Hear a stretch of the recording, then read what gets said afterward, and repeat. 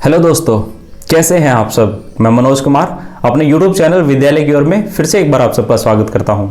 तो दोस्तों, आज के इस सेशन में हम कक्षा 8वीं की वसंत पुस्तक भाग 3 में रचित एक बहुत छोटी सी और बहुत प्यारी सी कविता भगवान के डाके, उसके बारे में पढ़ेंगे, उसका अध्ययन करेंगे, उसके जो अर्थ है उसको जानेंगे। और इस कविता के जो कवि हैं वो रामधारी सिंह दिनकर जी हैं।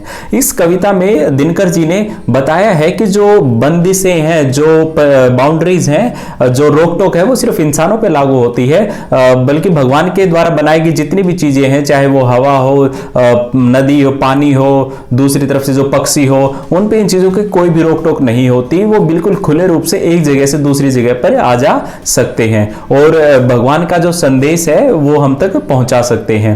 तो इस कविता के माध्यम से कवि ने बताने का प्रयास किया है कि जो प्रकृति है वो कितनी प्रगतिशील है और कितनी उन्नत से भरी हुई है, कितनी उन्नति से भरी हुई है। तो चलिए शुरू करते हैं। और शुरू करने से पहले इस कविता के जो सार है, एक सारांश है, वो जान लेते हैं कि भगवान के डाके कविता में कवि दिनकर जी ने पक्षी और बादलों को भगवान के डाकिए कहा है, पक्षी और बादलों को कहा है। उनके अनुसार ये देशों का संदेश, एक देश का दूसरे देश तक संदेश पहुंचाते हैं।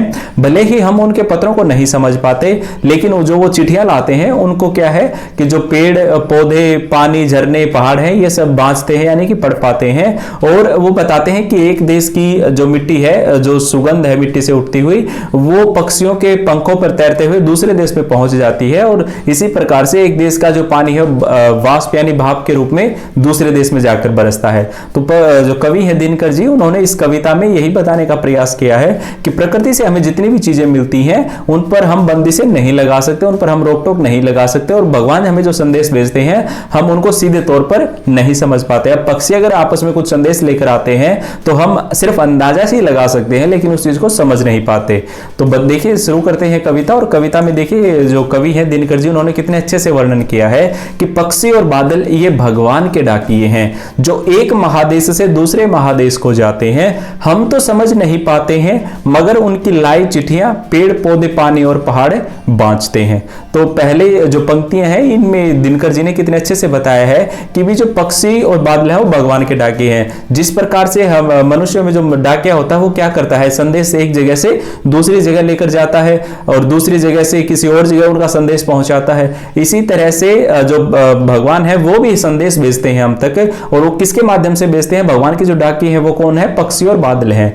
अब क्या कहते हैं आगे, जो एक महादेश से दूसरे महादेश को जाते हैं, माने कि एक जगह से दूसरी जगह, एक देश से दूसरी जगह पर जाते हैं भगवान का संदेश लेकर के।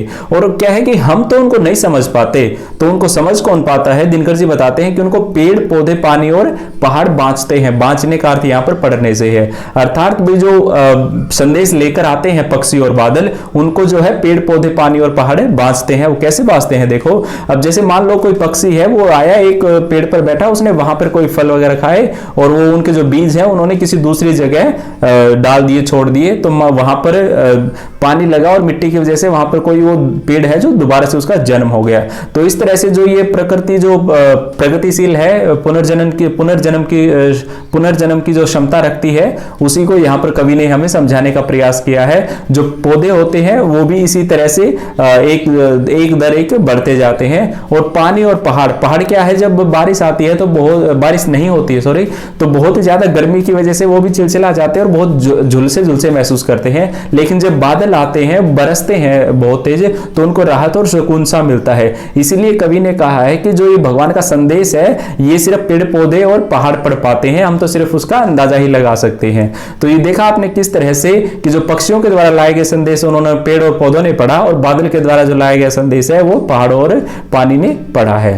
तो देखिए क्या है इस कविता का जो भाव है वो क्या बताते हैं। इस तरह है कि भगवान के डाके कविता की इन पंक्तियों में कवि कहते हैं कि आसमान में तैरते बादल और पक्षी भगवान के डाकिए हैं। ये संदेश एक देश से उड़कर दूसरे देश तक पहुंचाते हैं, खास संदेशों का आदान प्रदान करते हैं। ये संदेश हम समझ नहीं पाते, भगवान का जो संदेश है उसका तो हम समझ नहीं पाते, सिर्फ अंदाजा ही लगा सकते हैं। और इसको समझ कौन पाता है, जो जल है, जो पेड़ पौधे हैं, जो पहाड़ है, वो इनको बखूबी समझ पाते हैं, माने कि वो इनको अच्छी तरह से समझ पाते हैं। तो देखिए दूसरा जो पद है, उस जो पंक्तियां आगे की उनमें क्या कहते हैं कवि कि हम तो केवल आंकते हैं, माने कि हम तो सिर्फ और सिर्फ अंदाजा लगा सकते हैं कि एक देश की धरती दूसरे देश को सुगंध भेजती भेजती है। मान कि एक देश की धरती, मान लो कि जैसे सीमा पार किसी दूसरे देश में कोई अच्छे से फसल है, कोई अच्छे से पौधे पेड़ है, तो वहां पे जो सुगंध है, सुगंध मतलब कि जो गंध आती है अच्छी सी, जो सबको पसंद होती है, तो वो हवा के साथ, जब हवा का बहाव होगा तो हवा के साथ वो जो सुगंध है बाउंड्री के दूसरी दिशा में भी आ जाएगी। अब हवा को तो हम कैद करके नहीं रख सकते, उसको तो हम रोक टोक नहीं लगा सकते, वो तो प्राकृतिक चीज है। तो उसी तरह से कहा है कि जब एक देश की सुगंध है वो दूसरे देश को भेजती है, हम ये सिर्फ अंदाजा लगाते हैं कि हाँ ये भगवान का कोई ना कोई संदेश है। और वह सौरभ हवा में तैरते हुए, सौरभ होता है जो सुगंधित में, मतलब जो जिसमें खुशबू हो, अर्थात वो हवा में जो खुशबू है वो फैल जाती है पूरी हवा में और पक्षियों की पांखों पर तिरता है। पक्षियों की पांखों पर तिरने का अर्थ है कि ऐसा लग रहा है कि सभी पक्षियों की क्या है, पांखों पर वो जो सुगंधित वायु है, हवा है, वो उनकी पांखों से झड़क रही है। मतलब कि जब वो उड़ते हैं अपने पंखों को हिलाते हुए, तो ऐसा लग रहा है कि वो चारों दिशाओं में जो है उस सुगंध को फैला रहे हैं। तो ऐसा लग रहा है कि वो उसकी पांखों से ही निकल रही है। और एक देश का भाप दूसरे देश में पानी भरकर गिरता है। अभी आप यहाँ पे विज्ञान से जुड़ी हुई चीज है, ये विज्ञान विषय में आपने इसको जरूर पढ़ा होगा कि जब बहुत तेज गर्मी होती है तो पानी वाष्प के रूप में ऊपर उठने लग जाता है, और वो क्या है कि जब ठंड हो जाती है तो ऊपर बादल के रूप में बन जाता है, और जब भारी हो जाता है, उसमें पानी ज्यादा इकट्ठा हो जाता है, तो बादल से पानी नीचे गिरस जाता है, नीचे गिरता है। माने कि अगर एक देश से जो है वो पानी ऊपर उठा, उसने बादल बनाया और हवा के साथ तैरते हुए दूसरी जगह चला गया और वहां पर जाकर वो बरस दिया। माने कि एक देश का पानी जो है भाप बनकर ऊपर उठा था और दूसरे देश में जाकर वो है पानी बनकर गिर गया। तो है तो वो पानी ही, लेकिन वो एक देश से दूसरे देश में जाकर गिरा। कहने का भाव ये है कि जो रोक टोक होती है, जो बाउंड्रियां होती हैं, वो इंसानों के लिए हैं, जबकि प्रकृति की जो चीजें होती हैं इन पर इनका कोई भी जोर नहीं चलता।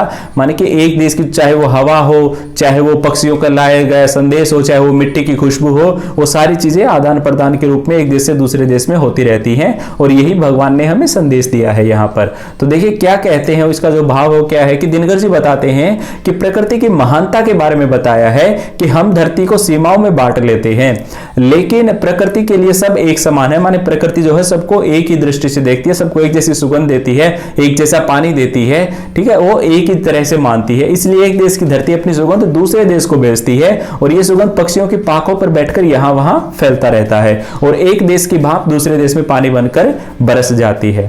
तो ये एक छोटी सी कविता थी दिनकर जी की भगवान के डाक की। उम्मीद है आपको बहुत अच्छे से समझ में आई होगी और इस चैनल से जुड़ने के लिए मैं आपका एक बार फिर से धन्यवाद करता हूं। और आगे की जो कविताएं हैं आप उनसे जुड़े रहने के लिए इस चैनल को जरूर देखते रहें।